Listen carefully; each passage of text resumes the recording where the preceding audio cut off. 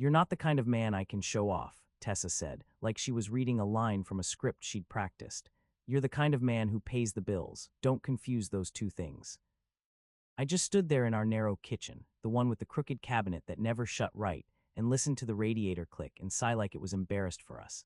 Outside, Providence was doing its usual thing. Cars squeezing down tight streets, someone's music leaking from a second-floor window, the smell of fried dough drifting in from somewhere because there was always some event, some festival, some reason for people to pretend they weren't exhausted. I looked at her and realized she wasn't angry. She was calm. That was the part that landed the hardest. She wasn't saying it in the heat of a fight. She was saying it the way you tell the server you want the check. "Hey friends, please like this video and leave a comment with your impressions. This will be a great help. Thank you. We never tire of reminding you, it's all thanks to you." Tessa didn't blink when I didn't answer right away. She leaned a hip against the counter and scrolled her phone with her thumb like she was waiting for a rideshare. Her nails were done in that pale, expensive pink that looks like nothing until you realize it costs more than my haircut. "I'm Graham, I'm 39. I work as an insurance adjuster. It's not glamorous, but it's steady, and it's the kind of job that trains you to stay calm while other people panic. You learn how to read a story without falling for the first version. You learn that what someone says and what the paperwork says are often two different things." That night, standing in my own kitchen, I realized I'd been treating my relationship like a claim I could keep fixing if I just documented enough and showed enough patience. When I met Tessa, she was working at a small brokerage on the east side, mostly handling rentals and the kind of starter homes young couples toured with hope in their eyes. She had this warm, confident way about her. She talked fast, laughed easy, and made people feel like she saw their best version. I liked that. After years of quiet routines, I liked being pulled into someone else's momentum.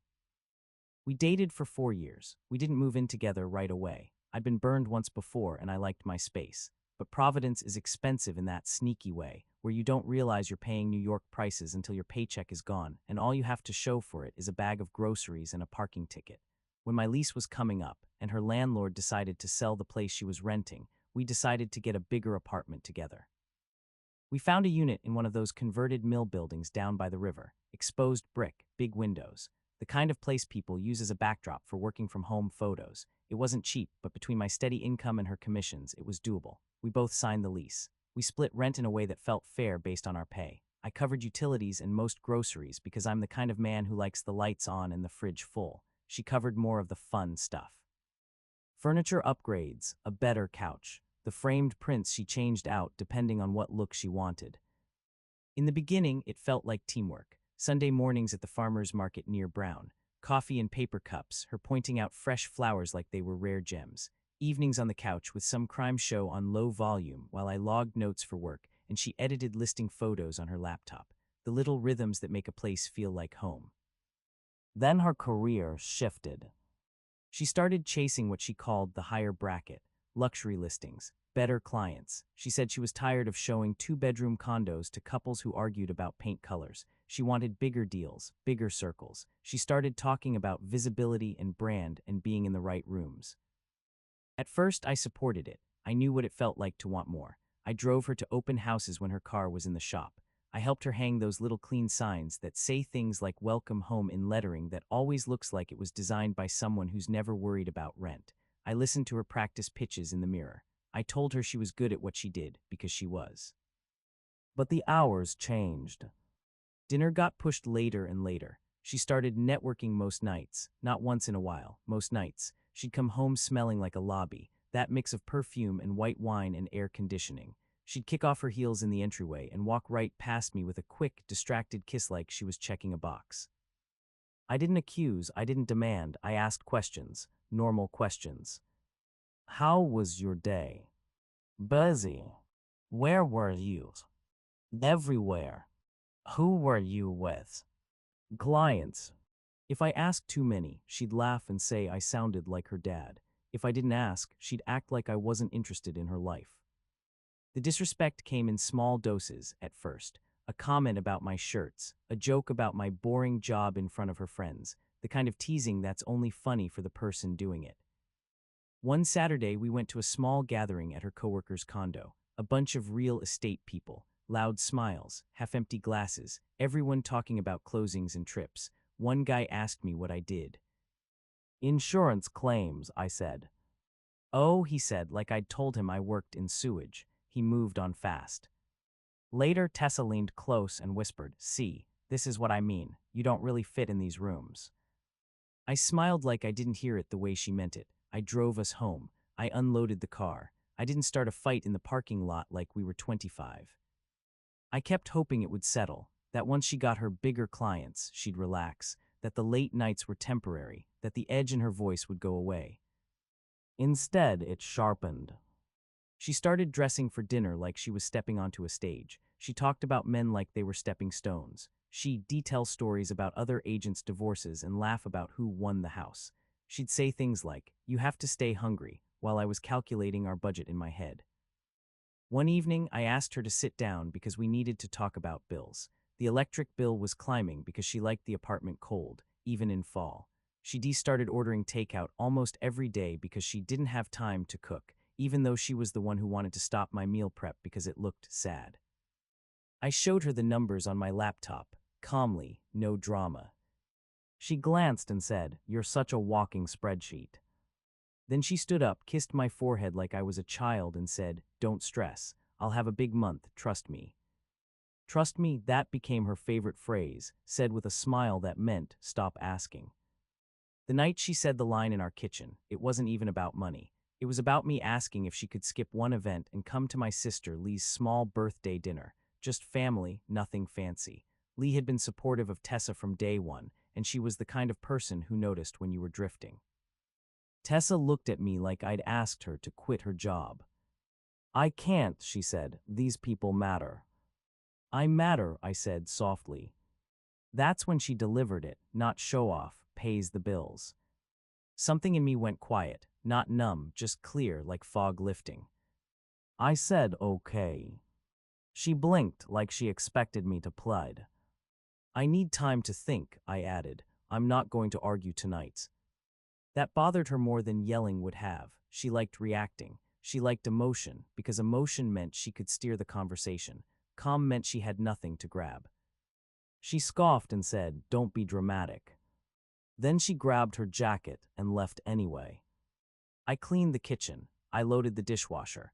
I did normal things because normal things are how you keep your hands from shaking. I slept in the guest room because I wanted space to breathe without her perfume on the pillow. The next morning, I got up early like always. I made coffee. I checked my email. I had 3 new claim updates, a reminder about a policy renewal, and 1 message from our building manager. Subject line, "Follow-up Ray, lobby incident."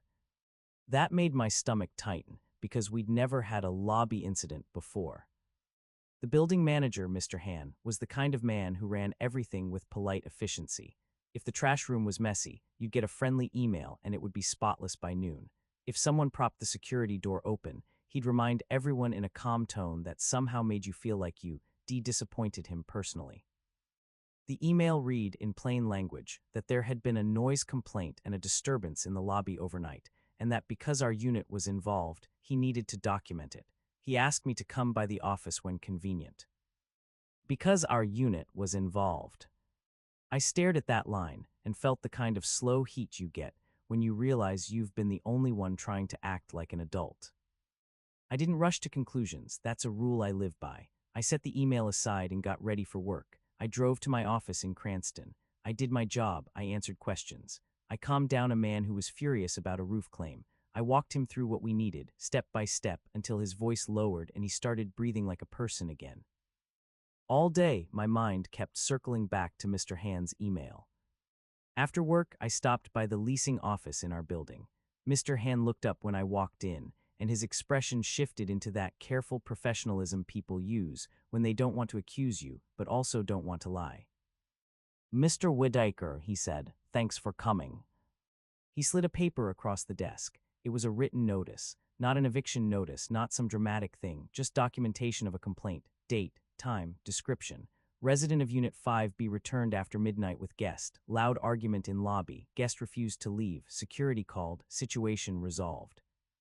He kept his voice even. "I'm not here to judge," he said. "I just need to keep records. We also received a request this morning from the overnight security company for confirmation of residents involved." I understand, I said, because I did. This was his job.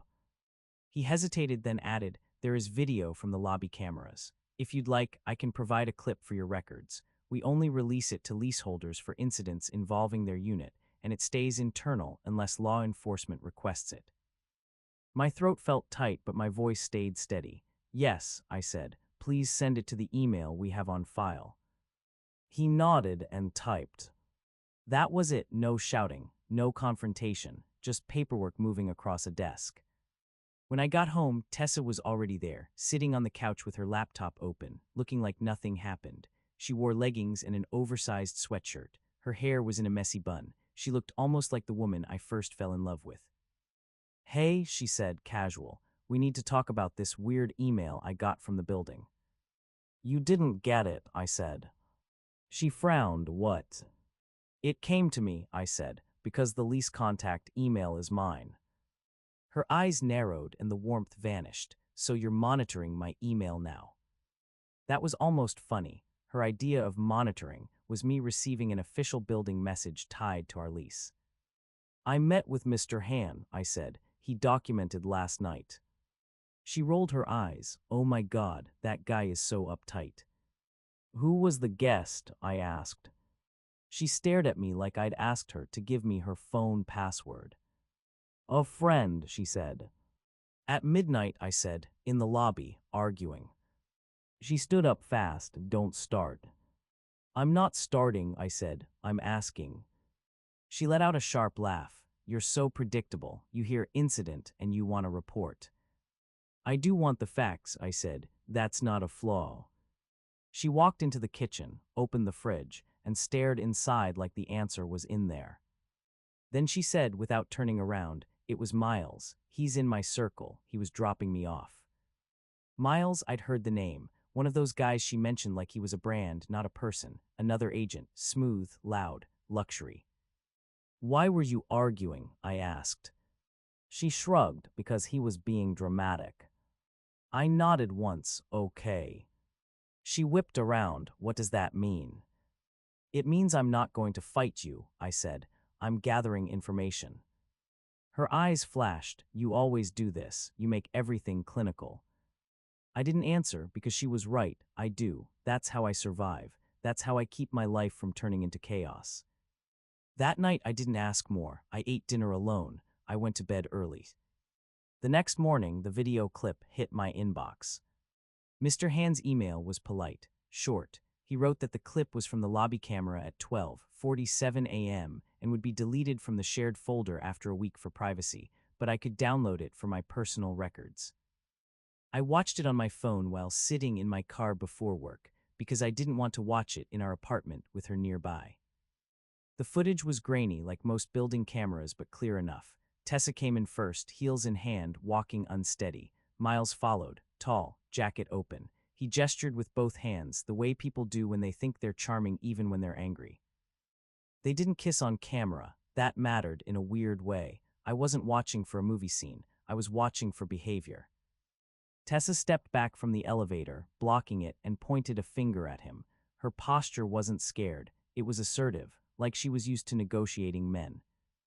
Miles leaned in too close, not touching, but close enough that you could tell he thought he was allowed. Then the security guard appeared, and Miles turned and spread his arms like the victim. He talked big, even without audio. The guard pointed toward the door. Miles refused for a moment. Then he finally left, waving like he was doing everyone a favor. Tessa watched him go, then turned and walked toward the elevator with that same steady stride she used when she walked away from me after insulting me, like none of this had consequences. I sat in my car for a long time after the clip ended. It wasn't proof of cheating. It didn't need to be. It was proof of the life she was choosing, the kind of chaos she was willing to drag into our home and then call it networking, the kind of disrespect she expected me to swallow because I was dependable. I went to work, I did my job, I didn't text her, I didn't punish her, I didn't post anything, I didn't call her friends. I did what I always do when something matters. I documented, planned, and moved quietly. That evening I called my sister Qley and asked if she could come by the next day during daylight because I needed a witness for a conversation. I told her it wasn't dangerous. It was just important. Lee didn't ask for details. She just said, "What time?" I also emailed our leasing office, not Mr. Han, but the corporate email listed on the lease, and requested a meeting to discuss options for lease changes or early termination. I used calm, neutral language. No drama, just facts. 2 co-tenants. Need to review removal options and potential fees. Please advise. Then I opened a new folder on my laptop and started taking photos of shared items. Not in a petty way, in a clean way. Living room furniture, kitchen appliances, the TV, the couch, the blender she insisted we needed because smoothies were what successful people do. I snapped photos and wrote notes about what belonged to whom. Some things were clearly hers, some clearly mine, some shared.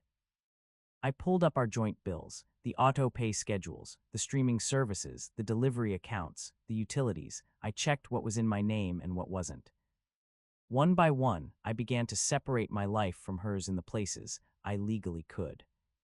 The credit card she was an authorized user on my card was the simplest. I called the number on the back. I confirmed my identity. I asked them to remove the authorized user. The rep asked if I was sure. I said yes. She said it would take effect immediately. I asked for written confirmation in email. She sent it. That same night, I switched autopay on the internet bill from my account to manual payment because I was still going to pay it through the end of the month, but I didn't want a long tail of shared obligations. I paid a fair prorated amount in advance for the utilities we'd already used and saved the receipts. I changed passwords to the services I paid for streaming, delivery, but I did it the normal way, the way any adult does when separating finances. No sabotage, no deleting accounts, just securing my own payment methods. I updated my emergency contact at work. I changed my beneficiary on my life insurance policy. That one felt strange, like I was admitting something final to a system that didn't care about my feelings, but it was the responsible move.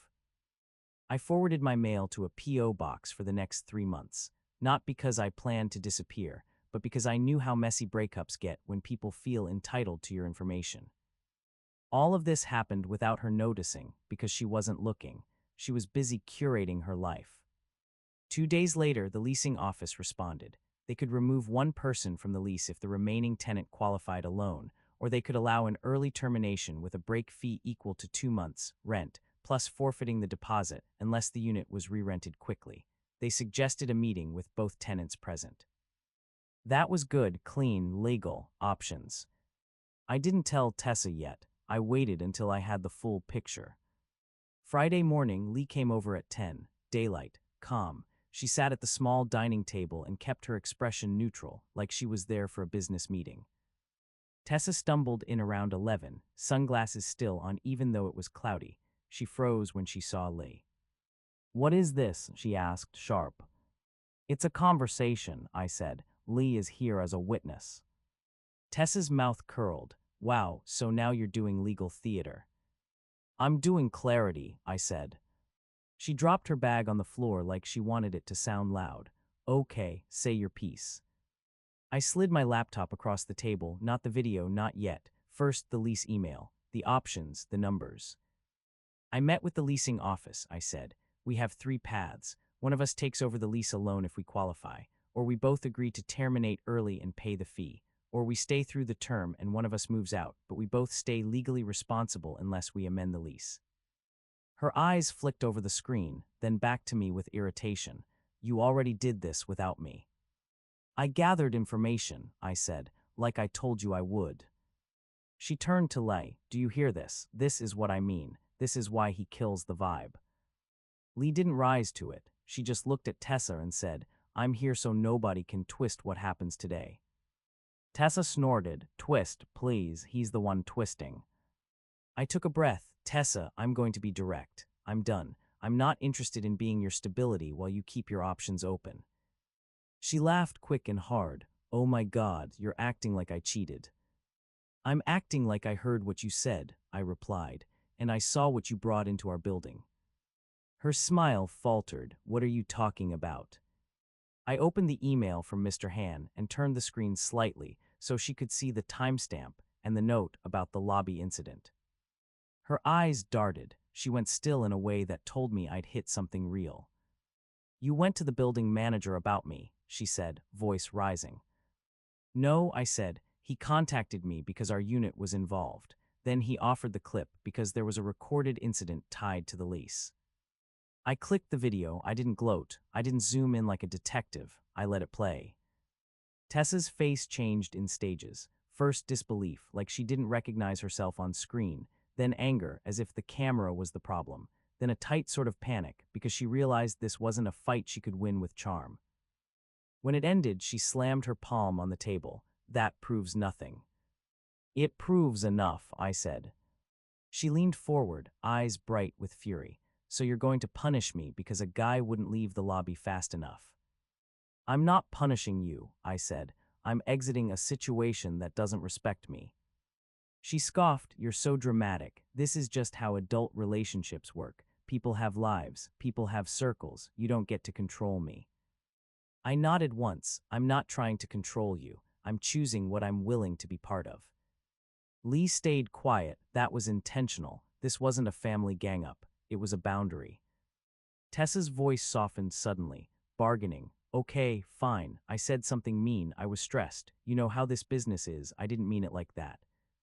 You meant it, I said, not cruel, just certain. You said it calmly. Her eyes flashed again. So what, you're just going to walk away, after everything I did for us, after I made this place look like a home?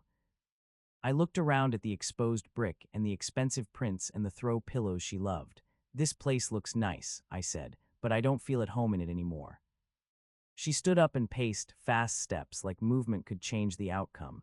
You think you're so noble, you think you're the calm guy, but you're just cold. I'm steady, I corrected. There's a difference. She stopped and pointed at me. You know what, Graham? You're not the victim. You're the guy who benefits from stability. You like being needed. You like being the responsible one. That one landed closer to the truth than she realized. I did like being responsible. I liked being the one who kept things from falling apart, but I didn't like being used. I'm not arguing about my personality, I said. I'm telling you my decision. She took a breath, then went for the next stage. Victim narrative. So you're really doing this. You're leaving me when I'm building my career, when I'm finally getting somewhere. Wow, that's low. I didn't react. I'm not leaving you, I said. I'm leaving the relationship. She stared at Qley like Qley would rescue her. Qley didn't. I opened a drafted email on my laptop. Short, factual, no insults. I'm going to ask you to communicate with me in writing only from this point forward, I said. That keeps things clean. It protects both of us. Her lips parted in disbelief. You're insane. I'm careful, I said. Then I slid a printed page across the table. It was a proposed plan for belongings pickup. 2 windows, both in daylight. Qley present. My friend Marco, my coworker, available as a second witness if needed. Public entry through the lobby. No drama. We can decide who stays in the unit, I said. If you want it, you can apply to take over the lease alone. If you qualify, I'll sign the removal paperwork. If you don't want it, I can apply. If neither of us wants it, we can talk about early termination and split the fee. Her hands shook as she picked up the page. You already planned my life. No, I said, I planned my exit. She threw the page down. I'm not moving out. Okay, I said, then apply to assume the lease. The office will tell you if you qualify. She lined in close, voice low and sharp.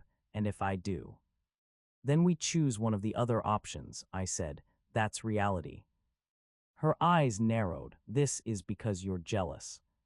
I almost laughed at that, but I didn't. This is because you told me I'm useful, not wanted. She opened her mouth, then shut it. For a second I saw something like fear, not of me, of losing the safety net. That's what I had been.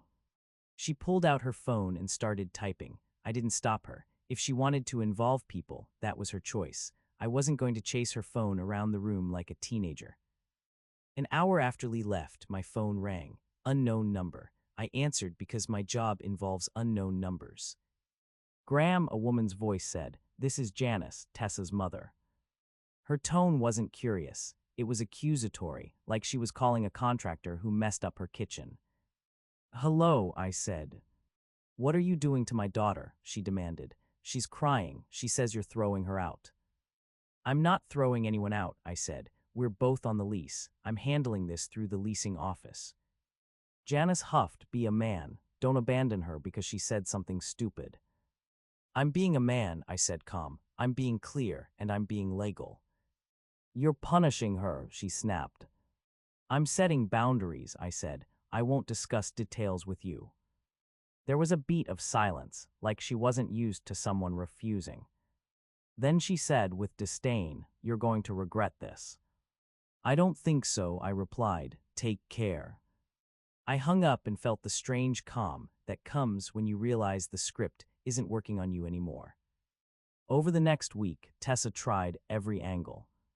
Disbelief came first. She acted like nothing was happening, like if she ignored it, it would go away. She'd talk about listings at dinner and ask me to taste a new sauce like we were normal. Then anger, she called me controlling. She told me I was embarrassing her. She said I was sabotaging her life because I couldn't keep up. Then bargaining, she offered rules. She offered compromise. She suggested therapy like it was a coupon. She said she'd stop going out so much, but she said it in a tone that made it sound like a punishment for her, not a repair for us. Then victim, she told mutual acquaintances I was freaking out and making legal threats.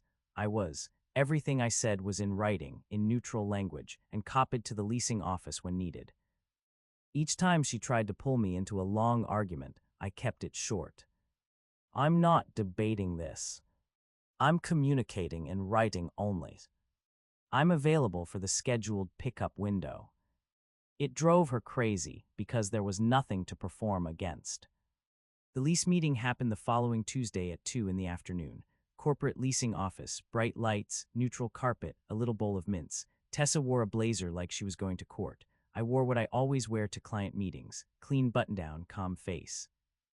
The leasing agent, Darla, explained the options again. Tessa tried to charm her. Darla didn't budge. Policies are policies. Tessa did not qualify to assume the lease alone. Her commission income was good, but inconsistent on paper, and she had some debt I didn't know about. Darla didn't say that with judgment. She said it like math. Tessa's face tightened. She looked at me like I'd caused her credit score. I did qualify. My income was steady, and my debt was low. So you're just going to keep the apartment, Tessa said, bitter, right there in the office. I'm going to keep my stability, I said. You can keep your circle. Darla cleared her throat like she wished she was somewhere else. We agreed in writing that I would remain on the lease alone. Tessa would be removed effective the first of the next month. She would have 2 supervised pickup windows to remove her belongings. Any items left after that would be considered abandoned per lease addendum, and the building would follow their standard process. That protected me, and it protected her. No, he said, she said. The first pickup window was Saturday at 10 a.m. Lee came again. My coworker Marco showed up too, not as muscle, just as another calm adult presence. We stood in the living room while Tessa and her cousin boxed things up. Tessa tried to spark drama. She held up a framed print and said, "So you want to keep the stuff I picked out?" "It's yours," I said. "Take it." She held up the blender. "You don't even use this." "Take it," I repeated. She paused, annoyed that I wasn't taking the bait. "You're really going to be like this?" "I'm going to be consistent," I said. By the end of the first window, half the apartment looked like we'd never decorated at all. The walls had bare nails. The closet looked emptier. The air felt lighter. The second window went faster. She arrived quiet at first, then angry when she realized I wasn't changing my mind. She tried the last attempt, the soft voice. "I didn't think you'd actually leave," she said, standing by the door with her last box. "I thought you'd cool off and come back." "I'm here," I said. "I just won't be yours anymore." Her eyes went wet. For a second she looked younger, tired, human. Then she hardened again, because pride is a strong drug. "This is why people like Miles win," she snapped. "They're not scared to live." I didn't answer that, because if I did, it would turn into a speech, and speeches are what people use when they want to feel powerful. I didn't need to feel powerful. I needed to be free. She walked out with her cousin, heels clicking in the hallway like punctuation. After she left, I sent one final email. It thanked her for sticking to the pickup schedule. It confirmed that the lease change was processed. It stated that any remaining communication should be in writing. It wished her well. No sarcasm, no secret message, just closure on paper. The first night alone in that apartment, I sat on the couch, my couch now, and listened. No keys in the door at 1 a.m., no phone calls in the bathroom, no tension in the air like a storm waiting to happen. Just the radiator clicking, just the quiet. I didn't feel triumphant, I felt clean, like someone had finally opened a window. In the months that followed, my life got smaller in the best way. I cooked again, I slept through the night, I spent Sundays with Qley and her kids at the park. I walked the river path without checking my phone. I didn't have to interpret someone else's moods like weather. Work stayed steady. I took on a few bigger cases. I saved more money because I wasn't funding a lifestyle that needed constant proving. People asked about Tessa sometimes, careful. I kept it simple. It didn't work, I'd say. And then I'd change the subject because that's what moving on looks like. It's not a monologue, it's a redirect. About 6 months later, I had to fly out for a training conference. Nothing fancy, just a professional thing in Chicago. On the way home, I landed at TF Green in Warwick on a gray weekday afternoon. The airport was quiet in that tired way airports get when it's not vacation season. Fluorescent lights, rolling suitcases, people looking at phones like they were trying to remember where they were. I stood at baggage claim, watching the carousel turn, thinking about what I wanted for dinner. Something simple. Soup maybe. It was cold and I was tired. Then I heard her voice behind me. Grams. I turned. Tessa stood there with a carry-on and a tote bag that looked expensive but worn at the corners. Her hair was styled, but not like before. The confidence was thinner. She looked like someone who'd been sprinting for months and realized the finish line kept moving. For a second, neither of us spoke. People moved around us like water around rocks. Hi, I said, polite. She swallowed. I didn't expect to see you. I didn't either, I said. Her eyes flicked to my luggage. You travel now. For work, I said. She nodded like that mattered, like she was cataloging changes. I heard you kept the apartment, she said. I did, I replied. There was a pause. She seemed to be searching for a hook, a place to attach an old conversation. Then she said quietly, I didn't think you'd actually be fine. I'm okay, I said, and meant it. Her mouth tightened. Must be nice to just decide and it works out. It wasn't luck, I said gently. It was decisions. She looked away, then back, like she wanted to say something sharp and couldn't find the energy. The carousel beeped and my suitcase appeared. I grabbed it and set it upright. Tessa shifted her weight. So that's it, she asked, after 4 years. It ended, I said. I hope you're doing well. Her eyes flashed, then softened. Yeah, she murmured, sure. We stood there another second, and I realized I felt nothing dramatic. No anger, no longing, just distance. Take care, Tessa, I said. She nodded once. You too. I rolled my suitcase away and didn't look back, not because I wanted to punish her, but because the moment was already over. Outside, the air was cold and clean. My car was where I left it. The radio worked. The world kept moving. That night I went home, heated up leftover soup, and sat by the window watching headlights slide along the wet street below. The quiet wasn't empty. It was peaceful. It didn't need anyone to approve of it. It just existed, and for the first time in a long time, I felt like I could breathe without earning the right to. The quiet after was the proof I made the right call. Thanks for watching. What would you have done in my place? Tell me in the comments.